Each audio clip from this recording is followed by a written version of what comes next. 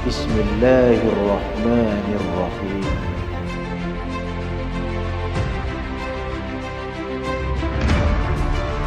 Innama amruhu idza arada syai'an ay yaqula lahu kun fayakun.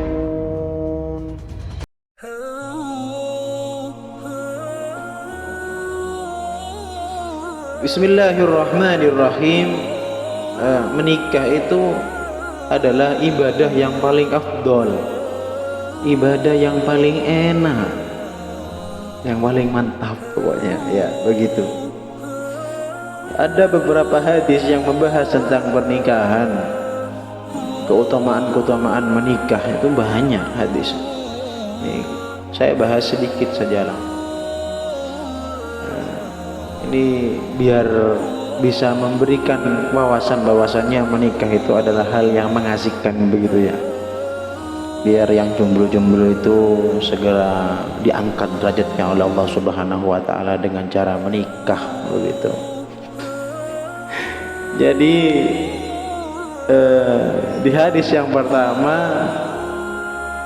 ini Rasulullah sallallahu alaihi wasallam berkata, yang artinya jika seorang menikah maka ia telah mensempurnakan separuh agamanya. Karenanya bertakwalah kepada Allah pada separuh yang lainnya. Hadis riwayat Al-Baihaqi. Kalau sudah separuh agamanya sudah diselamatkan oleh Allah Subhanahu wa taala, kita mau ngapain, bro? Gitu ya. Mau nikah ibadah yang lain itu gampang sebetulnya. Kalau sudah separuhnya sudah tercover seperti itu. Kok bisa separuhnya itu tercover gitu? Ini kalau kita kembali ke dunia perjombloan, ketika kita punya pacar atau punya pasangan, ketika kita bertemu bertatap muka, ini kan ada setan diantaranya, pasti dosa sudah, apalagi melakukan hal-hal yang lain. Nah, kalau sudah bersuami istri, sudah berumah tangga, ini sudah beda. Kita melihat istri kita dengan senang itu sudah pahalanya banyak, apalagi sampai colek-colekan, apalagi sampai senggol-senggolan. Udah setannya sudah pergi jauh, sudah nggak mungkin mendekati.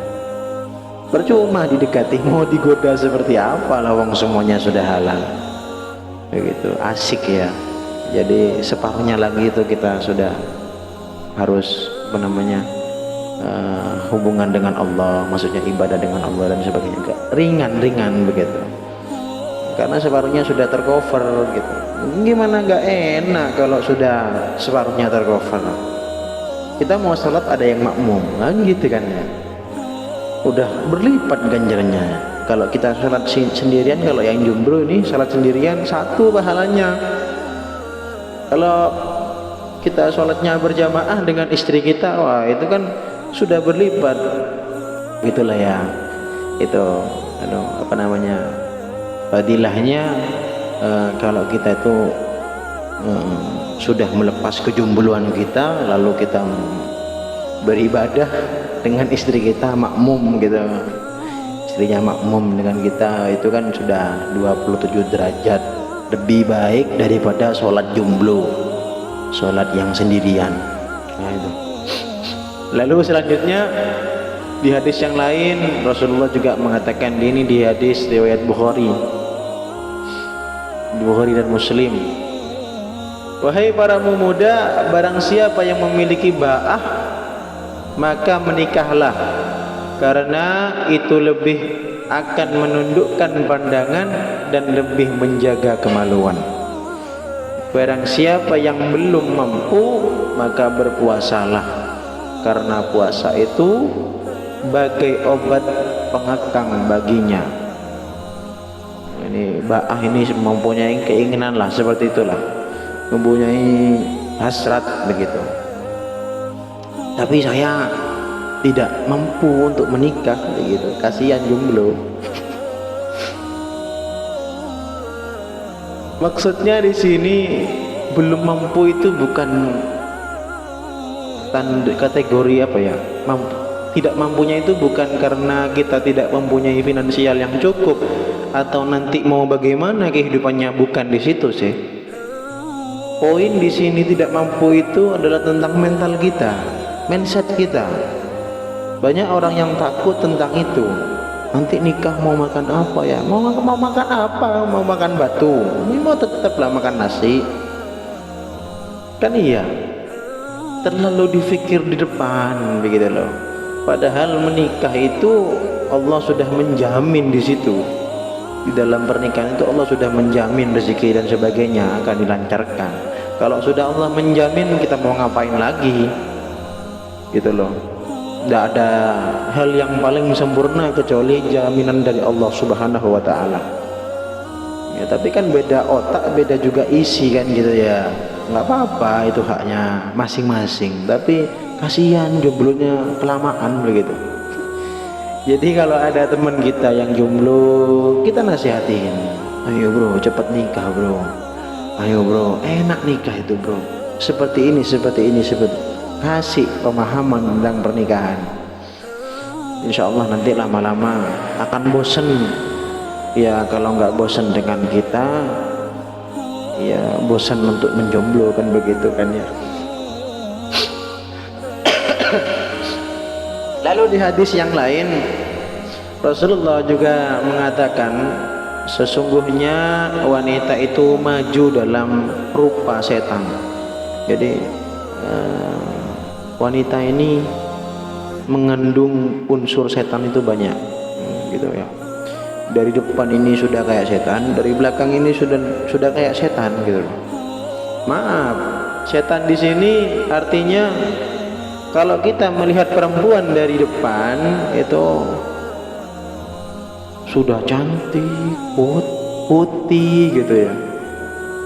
Terus anunya itu, aduh sebagainya sudah. Nah, kalau dari belakang juga begitu, rambutnya melambai-lambai, terus jalannya juga elok dan sebagainya. Wah, itu kalau jomblo langsung ke kamar mandi, ambil perabotan begitu. Kalau yang tidak jomblo asik, pulang ke rumahnya temuin istrinya, dek senggol dikit dek, ayo dek senggol, sudah ngerti itu sudah.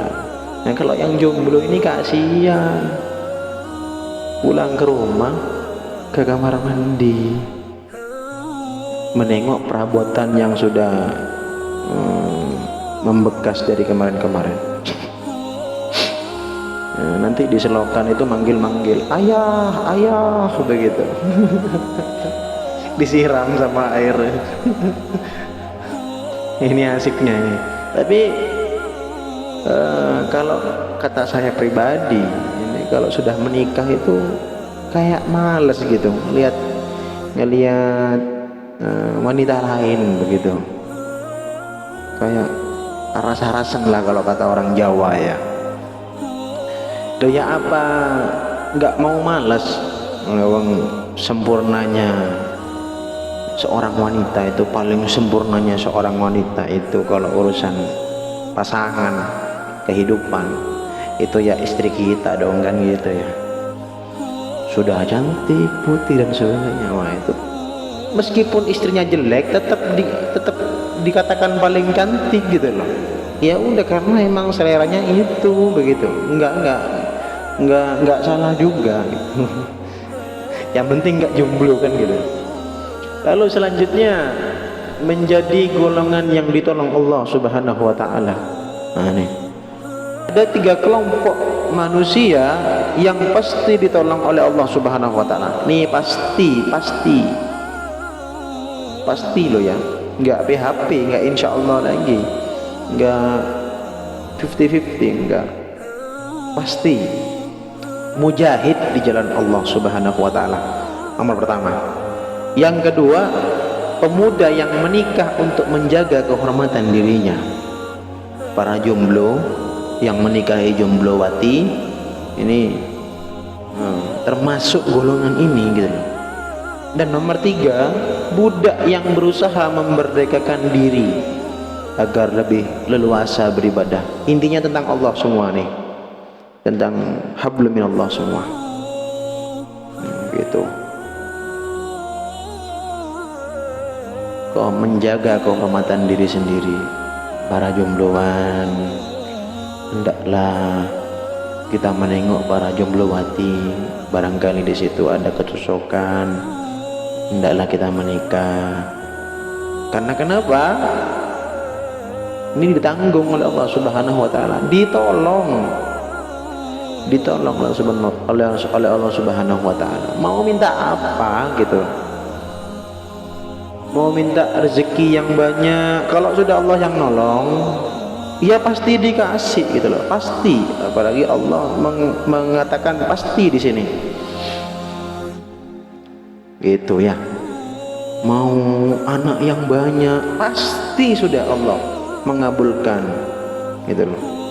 Makanya eman kalau masih jomblo, apalagi zaman sekarang masih jomblo. Eman. Seumpama kita sekarang umurnya 24 tahun gitu, masa dari umur 1 sampai 24 tahun 24 tahun alat kita menjadi talang air toh tidak berfungsi untuk yang lain kan kasihan eman gitu loh, mubazir gitu, mending dipotong aja jadikan gantungan kunci. Lalu selanjutnya, hadis selanjutnya yaitu menikah itu untuk menambah keturunan. Ini Rasulullah mengatakan, menikahlah karena sesungguhnya aku membanggakan jumlah dari kalian kepada umat-umat yang lain di hari kiamat. Dan janganlah kalian seperti para pendeta. Pendeta di sini pendeta Nasrani disebutkannya. Hadis riwayat Al-Baihaqi nomor 78. Kenapa kok seperti pendeta, kata Rasulullah SAW. Ini maaf nih, bukan kita mau mencela kubu sebelah, enggak. Pendeta ini kan tidak bisa menikah begitu, tidak boleh menikah begitu, karena suruh taat ibadah terus begitu. Enggak apa-apa, bagus juga gitu loh. Karena di agama sebelah ini seorang pendeta ini sangat dimuliakan kedudukannya begitu. Ya kalau ibarat kita ini, ibarat kaum muslim itu seorang pak kiai, seorang habib, ya sebagainya lah, seorang tokoh agama, sama seperti itu.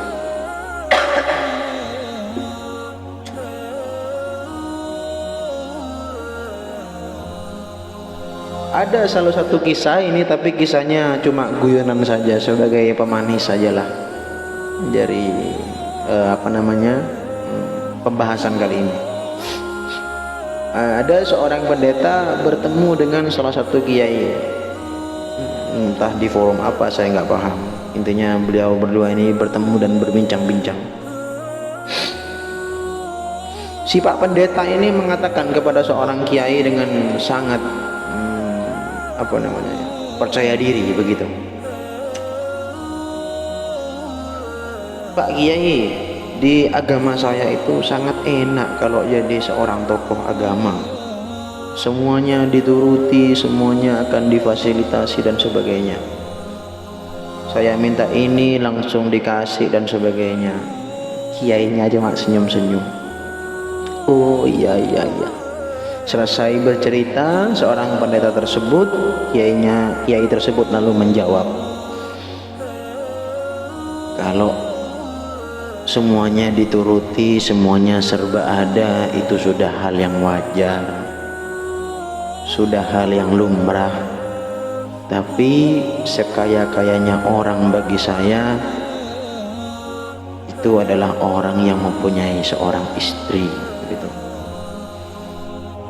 Kalau semuanya dituruti tapi tidak bisa punya istri, wah saya nggak mau, mending milih punya istri aja meskipun nggak dituruti ini itu dan sebagainya gitu. Kata Pak Kiainya. Pendetanya langsung kacep, langsung terdiam.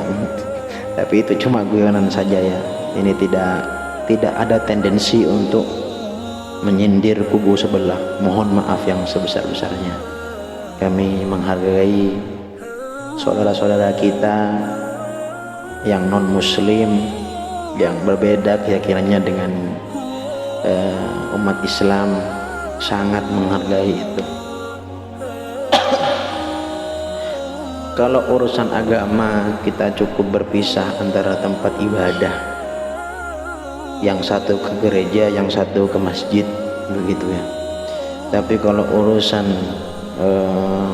kemanusiaan, urusan hablum minan nas, kita tetap saudara ilah. Ya, kalau urusan hablum minan nas,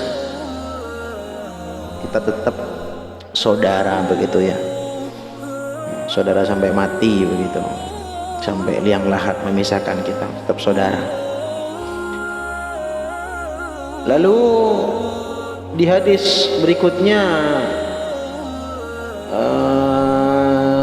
Rasulullah ini mengatakan bahwasannya menikah ini adalah sunnah. An-nikahu sunnati, kata Rasulullah. Tapi kalau santri sekarang dirubah, an-nikahu santai, begitu, santai terus, nggak mari-mari jomblo nih. Yang artinya ini ada 4 perkara yang termasuk sunnah para Rasulullah, para Rasul, yaitu rasa malu, memakai wewangian, bersiwak, dan menikah. Ini sunnahnya para Rasul ini, bukan cuma Rasulullah toh, Rasul yang lain. Mempunyai rasa malu, tidak usah cerewet, jaim, tapi jaimnya jangan kebangetan bro. Memakai wewangian, harus wangi, mau kemana-mana harus pakai wangi, jangan kecut. Wis gak ganteng, nggak pakai wangi-wangian kan, gitu kan ya. Parah banget seorang jomblo ini. Lalu bersiwak dan menikah. Rasulullah ini sangat menjaga tentang penampilannya, stylenya gitu. Jadi kalau para laki-laki kalau keluar pakaiannya yang rapi, terus pakai parfum gitu kan. Lalu selanjutnya ini bersiwak dan menikah, sunnah Rasulullah Shallallahu Alaihi Wasallam. Selanjutnya menikahi wanita berdasarkan agamanya. Artinya wanita ini dinikahi karena 4 perkara. Yang pertama karena hartanya. Ini Rasulullah sendiri yang mengatakan, hadis nih, karena hartanya. Yang kedua keturunannya. Yang ketiga kecantikannya. Dan yang keempat yaitu agamanya. Maka pilihlah wanita yang taat beragama, niscaya engkau akan beruntung, kata Rasulullah Shallallahu Alaihi Wasallam. Bukan yang lain ini tidak bagus, cuma yang paling bagus, yang paling beruntung, yang dijamin keberuntungannya oleh Allah Subhanahu Wa Taala itu adalah seseorang wanita yang taat dalam beragama. Kalau kita milih keturunannya yang bagus, gimana? Nggak apa-apa. Atau hartanya yang kaya, nggak apa-apa, asal bisa mempergunakan hal tersebut dalam urusan agama. Atau kecantikannya boleh, sangat boleh. Tapi kalau urusan kecantikan, menurut survei, wanita yang cantik itu kalah telak dengan wanita yang jelek. kalahnya itu dalam hal keawetan dari kecantikannya gitu. Kalau yang cantik 10 tahun lagi atau 20 tahun lagi akan menjadi jelek gitu. Tapi kalau yang jelek 20 tahun lagi akan tetap jelek begitu. Jadi awetan yang jelek timbang yang cantik begitu. Di situ beberapa hadis yang menerangkan tentang pernikahan begitu. Jadi saya juga pernah sowan kepada seorang kiai, gimana sih kiai tentang menikah itu.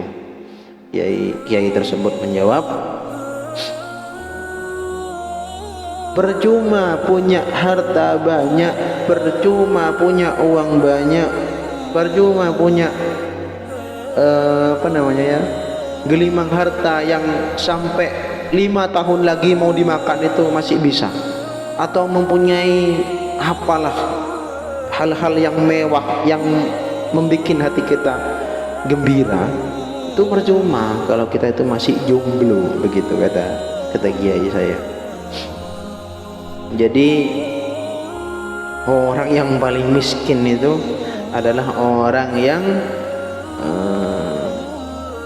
single, jomblo, tidak punya pasangan. Bahkan disebutkan oleh Rasulullah SAW sampai 3 kali, miskinun, miskinun, miskinun begitu. Miskin gitu, nggak punya apa-apa gitu. Padahal punya banyak harta gitu, tapi tetap miskin kalau masih jomblo gitu. Kan kasihan banget, sudah jomblo, kerjaannya ke kamar mandi dan sebagainya. Begitu tentang keterangan tentang bab menikah. Apabila ada pertanyaan bisa ditaruh di kolom komentar, apapun pertanyaannya, baik yang urusan tentang menikah atau urusan yang lain, nanti akan dibahas di sesi berikutnya. Wallahu a'lamu bishawab. Assalamualaikum warahmatullahi wabarakatuh.